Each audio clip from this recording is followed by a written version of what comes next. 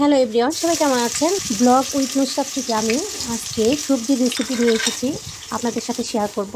এই তো আমি সবজি কেটে ধুয়ে নিয়েছি। এখন আমি এখানে রসুনটা ছেঁচে দিয়েছি, পেঁয়াজ কাটা, কাঁচামরিচ তেলে দিয়ে দিলাম। এখন এটাকে একটু ভাজা ভাজা করে নিব। যাই হোক, সংসারে প্রতিটি কাজে খুব মনোযোগ সহকারে করলে সব কিছু সুন্দর হয়। আর আমি এই সবজিটা অনেক সুন্দর করে মজা করে রান্না করি। আমার হাতের সবজি আমার হাজব্যান্ড খেতে খুব পছন্দ করে। আমি রেগুলার মাছ মাংস যাই কিছু রান্না করি না কেন, কিন্তু খাবারের পাশে সবজিটা থাকবেই। চাইনিজ ভেজিটেবলস রান্না করব, বেগুন কেটে নিয়েছি, বেগুন ভাজি, মুরগির রোস্ট আর পোলাও রান্না করব, ডিমের কোরমা করব। আজকে আমার বাসায় মেহমান আসবে, দেখতে থাকেন আপনারা আমি কি রান্না করছি, আমার সংসারে কি কাজকাম আমি আয়োজন করে নিয়েছি, রান্নার আয়োজন সব কিছু কেটে বেছে নিয়েছি। এখন আস্তে আস্তে সব রান্না সেরে ফেলবো।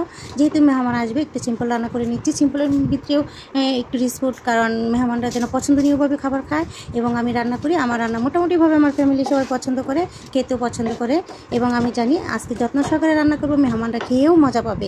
সবজিটা কিন্তু সব একই সাইজ করে কেটে নিতে হয়, কারণ সবজি রান্নার ক্ষেত্রে সবজিটা একই সাইজ করে কাটলে দেখতে সুন্দর হয়, রান্না করতেও খেতেও মজা লাগে। যাই হোক, দেখতে পাচ্ছেন আমি সবজি কেটে ধুয়ে রেখেছিলাম, এখন এই মশলাতে দিয়ে দিচ্ছি। এখানে কিন্তু কোনো হলুদ বাটা, গুঁড়ামরিচ কোনো ইউজ করলাম না। এখানে শুধু কাঁচামরিচ আর শুধু বাদাম বাটা ইউজ করব, কারণ চাইনিজ ভেজিটেবলসে বাদাম বাটা দিলে খেতে টেস্ট হয়। আর এখানে আমি দেখতে পাচ্ছেন ব্রোকলি এবং ফুলকপি আর পাতাকপি আর গাজর দিয়ে দিলাম, সিম দিয়ে দিলাম।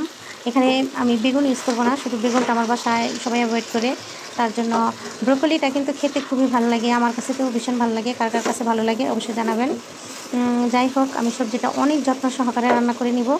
সব একই সাইজ করে কেটে নিয়েছি। এখন আমি লো হিটে ঢেকে রাখবো, কারণ সবজিটা কিন্তু বেশিক্ষণ রান্না করা যাবে না, সবজিটা যেন গলে না যায় সেই দিকে কিন্তু খেয়াল রাখতে হবে। আমি এখানে রোস্টের জন্য মুরগি ভেজে নিয়েছি, আর পাশের চুলায় আমি রোস্টের মশলাটা কষিয়ে নিব।